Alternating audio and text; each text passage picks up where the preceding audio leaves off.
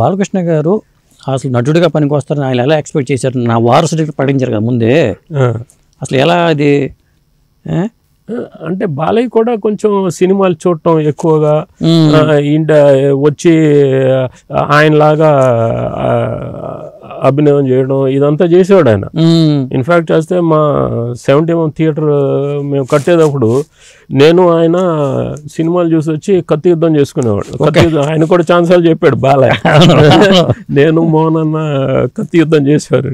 కాకపోతే నేను రామారావు గారు అనుకుని ఆయన రాజనాలు అనుకుని కట్ట చేసుకునేవాళ్ళు. కాకపోతే ఇప్పుడు అతని సినిమా కంటే ఫోటోజెనిక్ ఫేస్ అదే ఇది కావాలి కదా, అది చిన్నప్పుడే కనిపించి ఉంటుంది.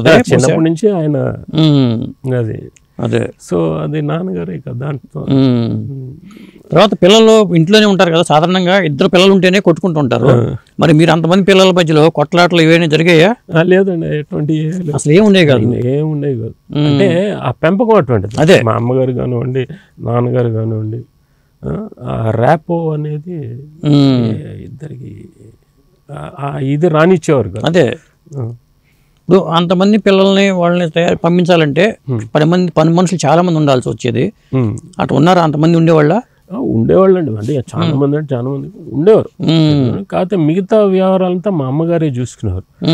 మా అమ్మగారు ఇంటి పట్టునే ఉండేవారు. ఎక్కడికి బయటికి వెళ్ళటం కానివ్వండి, ఎక్కడ వేరే నావిగేషన్ ఉండేది కాదు మా అమ్మగారికి. ఓకే, పిల్లలు,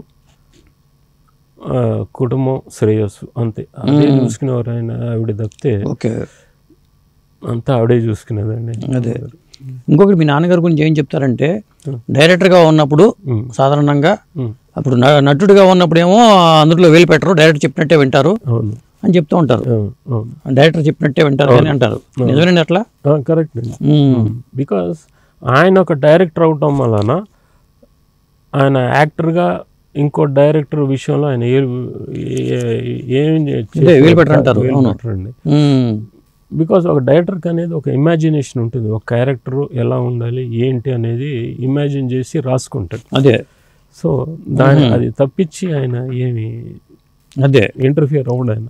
బికాస్ ఆయనే ఒక డైరెక్టర్ కాబట్టి. అదే. సో ఆయన డైరెక్టర్ కావటం వలన ఇంకో ఆర్టిస్ట్ ఇంటర్ఫియర్ అయితే ఒప్పుకునేవాడు కదా.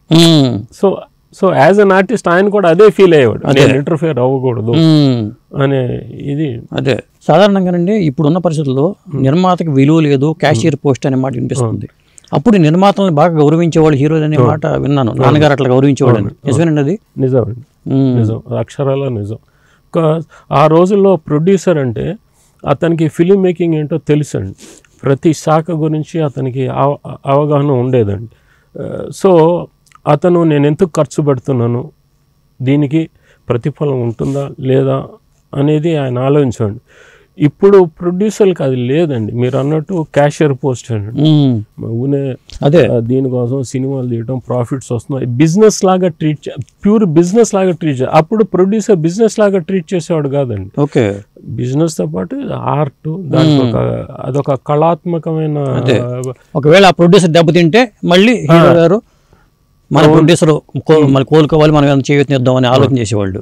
అప్పుడు ఆ ప్రొడ్యూసర్కి ఆ వాల్యూ కూడా ఉండేదండి. అదే ఇప్పుడు ఎవరైనా ప్రొడ్యూసర్ వస్తున్నాడు అంటే రామారావు గారు కానీ నాగేశ్వరరావు గారు కానీ ఒక విలువ ఇచ్చేవారు. వస్తున్నా అంటే ముందు వాళ్ళు లేచి ఆయనకి నమస్కారం చేసి ఆయనకి అంతగా గౌరవించారండి. ఇప్పుడు రకం వేరే రకం అండి. ముందు సెట్లోకి రాకూడదు అంటున్నారండి. ముందు సెట్లోకి బయట కూర్చోమంటున్నారు. అవును, నీకు డబ్బు ఇచ్చావు కదా, ఇక నీ పని అయిపోయింది, బయట కూర్చోను. దీంట్లో ఆ ధోరణిలో ఉందండి ఇప్పుడు. అదే అది కాలం బట్టి. మీరు కెమెరామెన్గా మారినప్పుడు మీకు సూచనలు ఏమైనా ఇచ్చేవాళ్ళండి ఆయన? బాగా హెల్ప్ఫుల్గా ఉండేవారు, బాగా హెల్ప్ఫుల్గా ఉండేవారు. ఇప్పుడు ట్రిక్ షాట్స్ కానివ్వండి, ఏ షాట్. బికాజ్ ఆయన డైరెక్టర్, ఆయన అన్ని శాఖల గురించి ఆయనకు తెలుసు, దాంట్లో అవగాహన ఉందండి. బికాస్ ఆయన చాలా మంది టెక్నీషియన్స్తో పనిచేసిన మహామహులు, కేవీ రెడ్డి గారు కానివ్వండి, Marcus Bartley cameramen, one of the top most cameramen, Rahman గారు, అట్లాగే బిఏ సుబ్బారావు గారు. సో వీళ్ళు ఎట్టా చేస్తున్నారు ఏంటి ఇవన్నీ ఆయన బాగా అబ్జర్వేషన్ అండి. ఎవరి దగ్గర ఆయన అసిస్టెంట్ చేయలేదు. సో ఆయన ప్రతి శాఖలో ఆయనకి ఇది ఉందండి, అవగాహన ఉంది.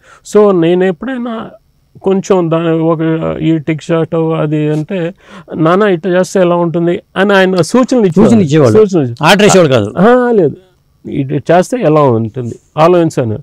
కరెక్టే.